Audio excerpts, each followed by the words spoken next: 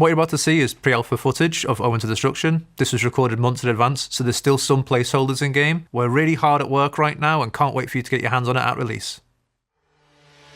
Hunter, deliberate, relentless. The eyes of Khorne blaze down upon us. Absolutely proficient in killing. Seek out your prey, bring it down, bask in the favor of Khorne. So let's get reaping those skulls, humiliating those lords, and showing off that fancy cloak.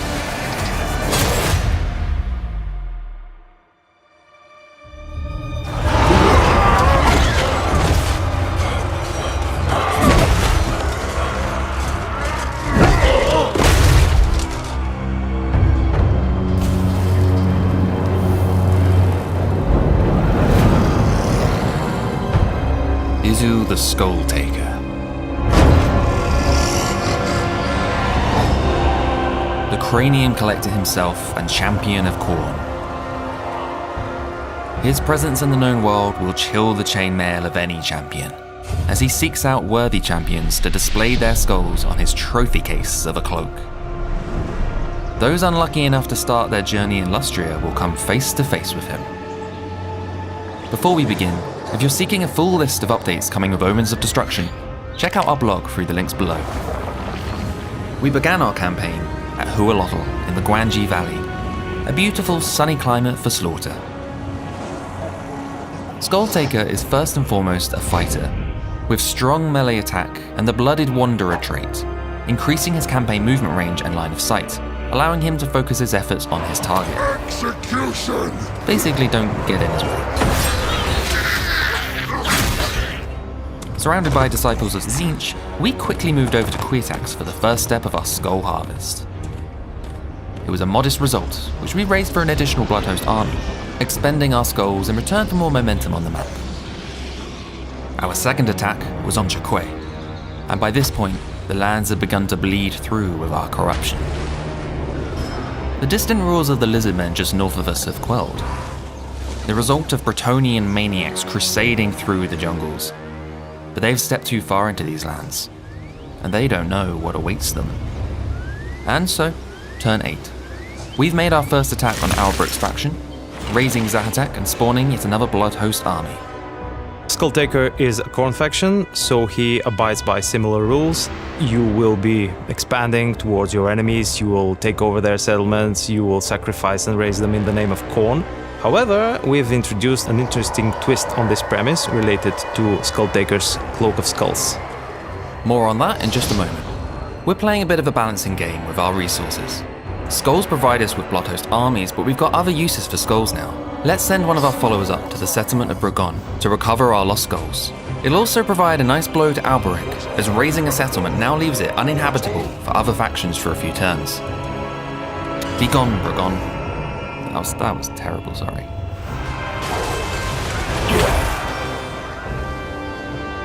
Oh, hello. It's fine, I need the skulls. Outbreak is our first encounter with a legendary lord. His reputation on the field means he is worth more to us than a generic lord. Defeating him will earn Skulltaker 60 points of champion essence, which we can spend on buffs through our Cloak of Skulls mechanic.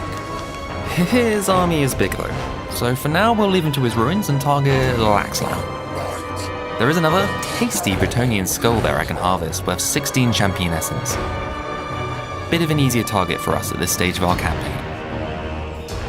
According to lore, the Skulltaker is a duelist. What he usually does is when, for example, Khorne forces are besieging a fortress, he stands before the gates of the fortress on his own and he issues a challenge. Sooner or later someone marches out to face him and they lose. Always, invariably. You will see that each of them carries a different amount of champion essence, which depends on their level of experience and on the victories that they fought. This is a resource that you will gain once you face them in battle and you defeat them. And you will use this champion essence to enhance the skulls on the cloak. Each of the skulls is giving you different bonuses. You can unlock bonuses, you can further upgrade them. So this is actually a chief part of your gameplay loop. Be on the lookout for meaty enemy lords with a lot of champion essence, attack them, gain their champion essence, become stronger, and seek other prey for you to hunt down. Our Cloak of Skulls holds many abilities in its noggins. For example, the Cloak of Skulls ability increases our armor and missile resistance, as well as making us immune to flanking. My original Bloodhost armies are clinging on by their claws, but they make up for the lack of recruitment I've made. Let's burn them up in one final battle and replace them as we move up north. Oh, hello Empire. What's this? Another tasty skull worth 16 essence points. Well, that'll take us past our threshold for the next skull on the cloak. I don't think I can turn that down. Let's give chase.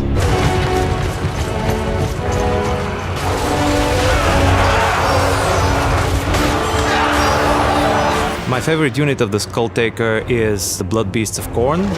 Huge, brutish, ape-like monsters that are exceptionally good on the charge. They've got armor-piercing damage, they induce fear in their enemies, and they have a particularly cool animation. They're particularly fun to use against goblins. Goblins, you say? I hear rumors of goblin armies up in the old world. Perhaps a good spot for some champion hunting. Perhaps even a cathartic trip. I'm sure he'd like to meet the official 100th legendary lord. That is decided, right? Skulltaker? 100th? No one's going to question me. Oh, Marcus is making his way downtown. Let's move out the way and get some recruitment going for a welcome party. The Khorne Gors, in comparison to the Pestigors and Zangors, bring forward a more aggressive, hard-hitting role. They feature all the best benefits and qualities of the Mark of Khorne, and when they've taken enough damage, their ability will trigger, which will further enhance their melee prowess. Alberic's forces are skulking around our lands. He'll likely regrow in strength, but with a higher population of skulls north of us, I think we'll head in that direction. I have something in mind for when Alberic is worthy of my attention, but let's also arrange some backup. The Bloodspeaker is a new lord that plays a supportive role for Khorne. He specialises in buffing units around him, and when mounted, he adds that mobility. In order to boost our numbers further, we're going to utilise the Skull Throne, a new mechanic for Khorne that lets us spend our harvested skulls on more campaign buffs. Tiers unlock with the more skulls you spend, so once Marcus is defeated, I'll probably reduce my spend on Bloodhosts and begin building my way up the throne. For now, I'll select Blood Ex Nihilo, which spawns us 2 extra units for our new Bloodhosts. Blood may be for the Blood God, but today, the skulls are for our cloak.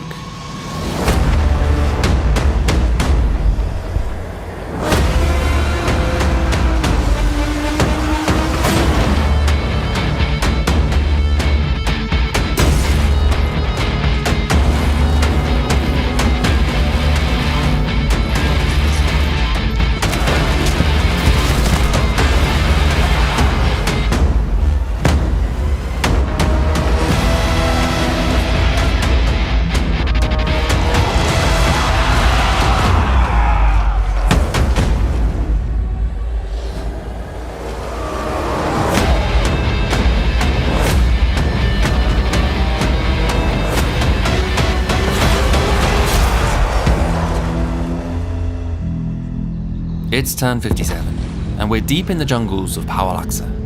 Lizardmen skulls are nice and all, but they look a bit out of place on my cloak. Regardless, the champion essence I've extracted along their Sutter-like roads has fully unlocked my target tier, giving us the ability to teleport Skulltaker to lords he deems worthy to fight. Bad news for Alberic, who in my absence has been raiding my settlement and attempting to recover his dignity. He's doing fairly well. Oh, he's taking back Laxland. And yep, he's taking out Itza. 96 points of essence. I think it's time. Before our attack, we'll utilize the Skull Throne one more time. We've amassed a hefty pile of skulls and can replenish our army to its full health.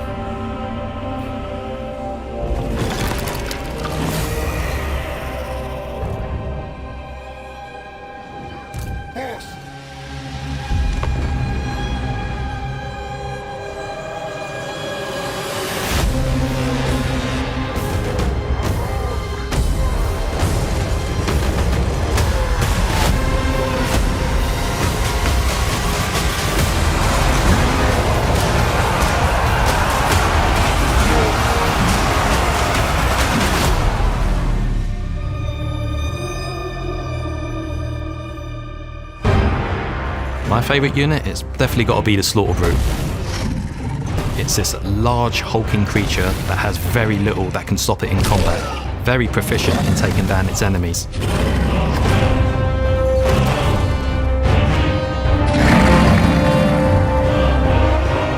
Skylar Anthengrim can be summarised as kill for Khorne. It's all we can say. It's going to be the last thing you hear, and he's very good at it.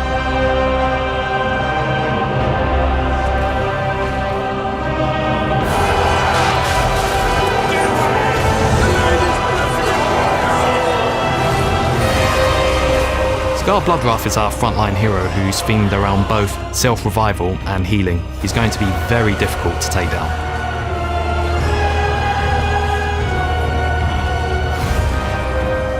The Wrathmongers is a unit that I feel the players will get behind, and that's primarily because of their weapons, the Wrath Flails. That enables them to deal devastating splash attacks and in general just hard armor-piercing attacks.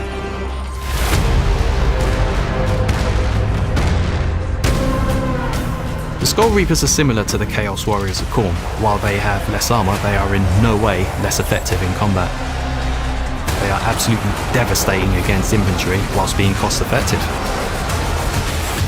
I've been trying to get Alberic all battle, but he keeps flying around. This should trap him in position for us.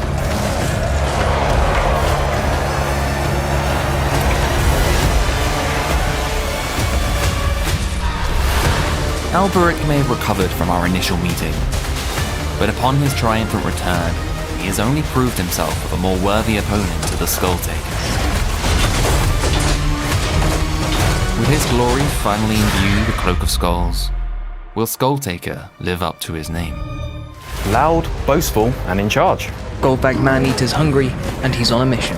Golgfag sets up his camps, takes on some contracts, beats up everyone in the area, heads off again. Money, meat, and the open road. Life's good when the loot's flowing.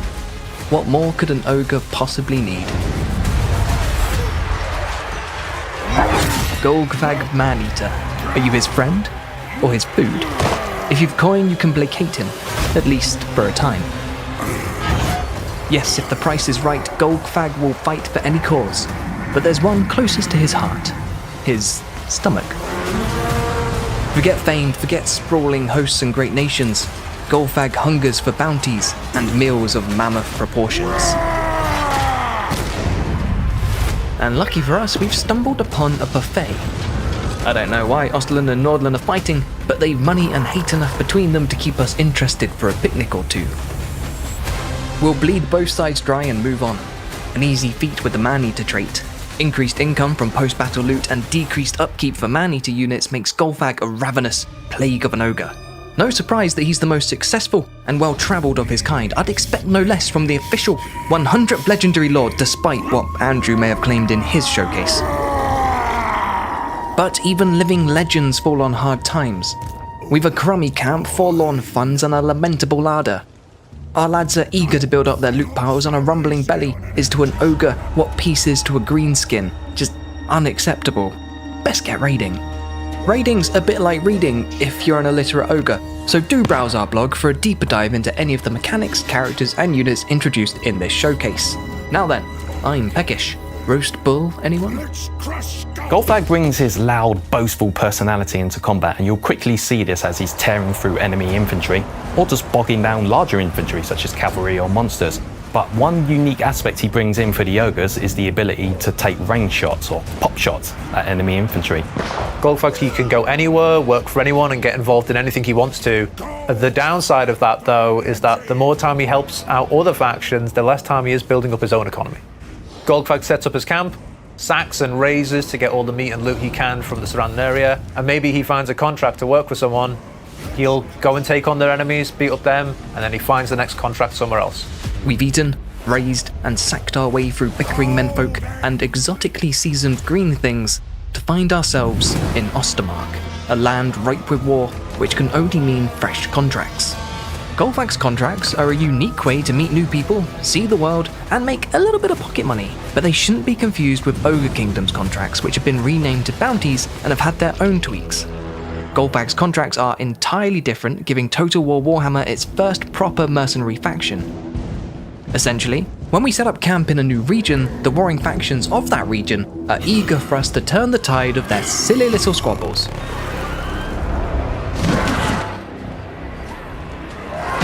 Yeah, I get it, Count Bat. Face the Empire's real mean. You got gold, or are we just chin-wagging?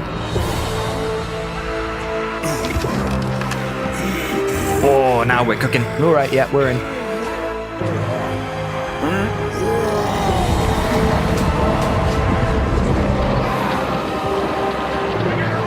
With the contract accepted, we've now a turn limit to fulfill the requirements and reap the rewards. To fulfill the contract, we must take aggressive actions against the target faction or factions to gain points towards an overall goal.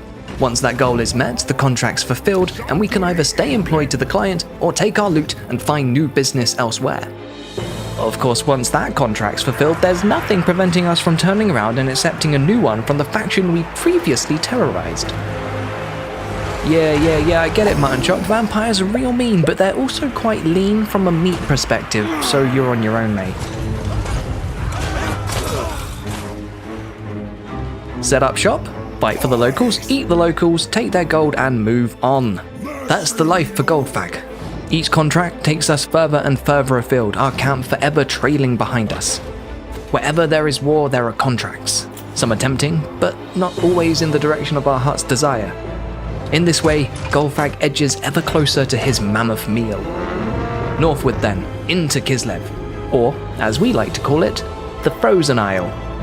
Contracts are really exciting. It's a completely new lens on the Warhammer world. Normally, you look at territory as, I need to go get this for myself. That's just my new expansion. But now you consider, there's a nice contract here. Do I actually work for someone else and give the land to them? Maybe double cross them later and give it to somebody else. And later again, maybe it should be yours after all. The current army ability system for the ogres doesn't necessarily take into account what they're all about. They're these large creatures that's all about charging into combat and tenderizing any target that's in their way. Through the rework, we're going to be changing that, so every unit that's charging on the battlefield, the player will progressively gain points to spend on their army abilities.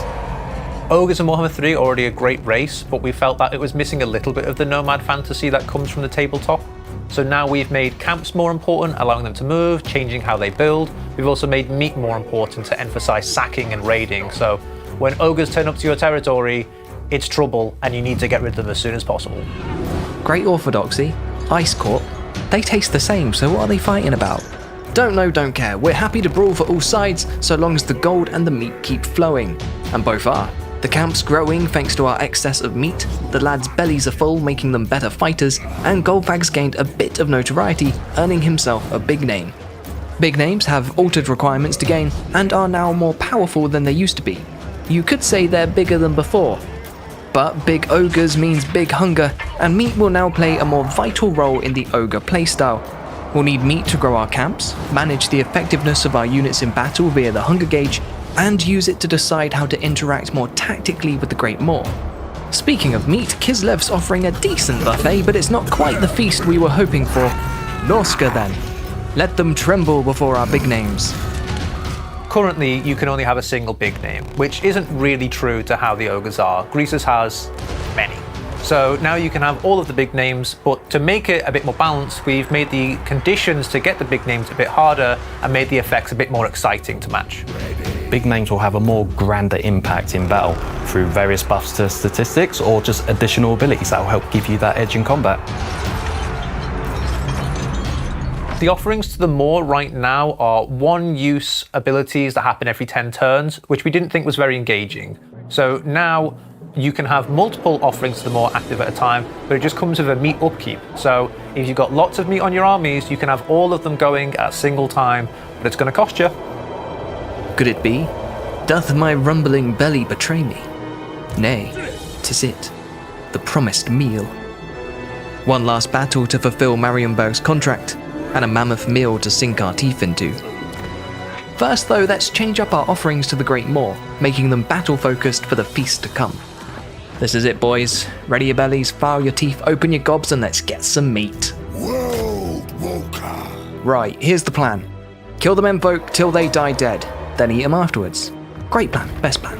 Yeah, they've got cavalry, giants, mammoths, skinwolves, and the wrath of the chaos gods behind them, but we've got pigback riders.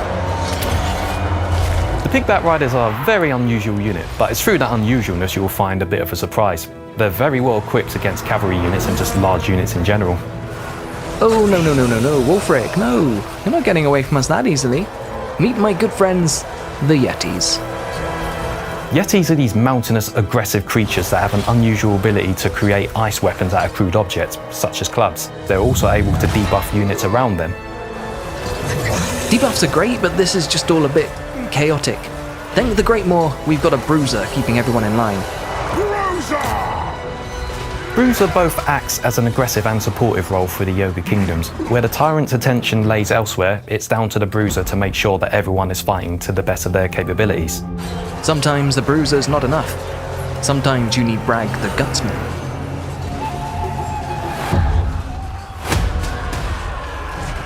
Bragg is a Reaper and an Executioner both in name and from the gameplay perspective. He's a terrifying figure amongst the Ogres due to his taboo way of killing them. You know, this is shaping up to be quite the dinner party. All we're missing now is the Thunder Tusk.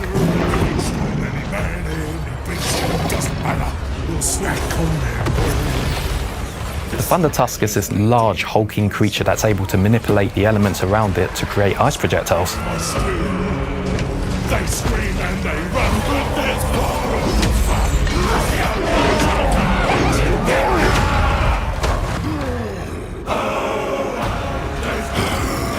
Victory so certain, Golgfag can already smell the barbecues and taste gold on his tongue. All that's left now is, wait, no, we didn't order fast food. Come on, Golgfag. A bit of cardio before dinner never killed anyone. Will Golgfag catch his meal? How far will his stomach take him? Or will you indulge his lust for loot and raid the world? Thoughts, comments, recipes? Let us know in the comments below or follow our links to wishlist now. in our ears, but the